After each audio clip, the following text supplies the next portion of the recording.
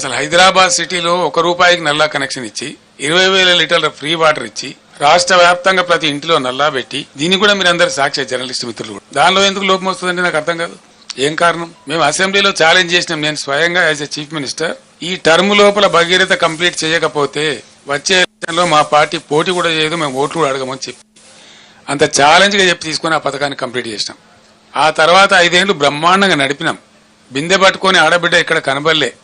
Road మీద public stand posts అన్ని మాయమైపోయినాయి రాష్ట్రంలో. ఏ టౌన్ లో గాని ఎక్కడ గాని మంచినీటి ట్యాంకర్ మనకు కనబడలే గత 5 సంవత్సరాలు. మరి ఇప్పుడు ఎందుకు బిందెలు ప్రత్యక్షమవుతున్నాయి? ఎందుకు మళ్ళీ నీటి మూతలు స్టార్ట్ అయినాయి? ఎందుకు నీళ్ల ట్యాంకర్లు విచ్చలవిడిగా వ్యాపారం చేస్తున్నాయి? హైదరాబాద్ సిటీలో కూడా ట్యాంకర్లు పెట్టాల్సిన దుస్థితి ఎందుకు దాపరిస్తా ఉంది? ఇవి ఆలోచించాల్సిన విషయాలు. ఇంకో విషయం ఏంటంటే కరెంటు 1.5 సంవత్సరంలో డిస్ప్రపోర్షనేట్ గా చాలా దారుణంగా ఉన్నటువంటి విద్యుత్ రంగాన్ని సుమారు 35,000 కోట్లు ఖర్చు పెట్టి రకరకాల పద్ధతులన్నీ అవలంబించి సెంట్రల్ ఎలక్ట్రిసిటీ అథారిటీని కూడా సంప్రదించి మా మెదడంతా కరగదీసి అద్భుతమైనటువంటి కరెంటుగా మేము తీర్చిదిద్దినాం.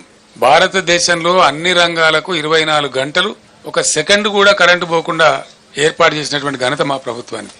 అది మీరందరూ అనుభవించినారు, మీరందరూ చూసినారు. ఆనాడు కరెంటు పోతే వార్త, ఇలా కరెంటు ఉంటే వార్త అనే కాడికి వచ్చింది. ఇది ఎందుకు వస్తుందండి నాకు అర్థం కాదు. ఒక సెటిల్డ్ సిస్టమ్, విద్యుత్ అనేది చిన్న విషయం కాదు కదా, నోటి మాటలు కాదు కదా, కట్టుకథలు పిట్టకథలు కాదు కదా, ఒక అద్భుతమైన వ్యవస్థ. దాన్ని తీర్చిదిద్ది 7.5-8 ఏళ్ళు అద్భుతంగా మేము మొత్తం ప్రజలకు సరఫరా చేసినాం. కమర్షియల్ కావచ్చు, డొమెస్టిక్ కావచ్చు, అగ్రికల్చర్ కావచ్చు, ఇండస్ట్రీ కావచ్చు, ఐటీ కావచ్చు, ఇంకా మరే ఇతర రంగమైన కావచ్చు, అందరికి కూడా ప్రజలందరికీ కూడా 24/7 పవర్ అద్భుతంగా సప్లై చేసిన ఒకే ఒక్క రాష్ట్రం భారతదేశంలో తెలంగాణ, అగ్రగామి రాష్ట్రం. మరి ఆ రాష్ట్రానికి ఏం చెదలు పట్టింది? అలా 100 రోజులలో ఇంత అస్తవ్యస్తమైంది. దీని ఉన్న తమాషా ఏంది? కొత్తగా నడిపించేది ఏం లేదు, కొత్తగా మొదలు మోసేది లేదు, కట్టెలు కొట్టేది లేదు, కొత్తగా పెద్ద గడపరలు పెట్టి తవ్వేది లేదు.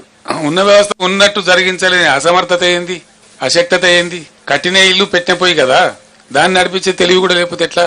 అంటే మనకు స్పష్టంగా దీన్ని బట్టి అర్థమవుతున్నది ఏంటంటే ఇప్పుడు ఉన్నటువంటి రాష్ట్రాన్ని పరిపాలిస్తున్నటువంటి పార్టీ ప్రభుత్వం యొక్క అసమర్థత, అవివేకం, తెలివి తక్కువతనం, అవగాహన రాహిత్యం, దేన్ని ఎట్లా వాడానో తెలియనటువంటి ఒక అర్భకత్వం మనకు స్పష్టంగా కనపడతా ఉంది. ఉన్న కరెంటును వాడుకోవడానికి తెలివి లేదు,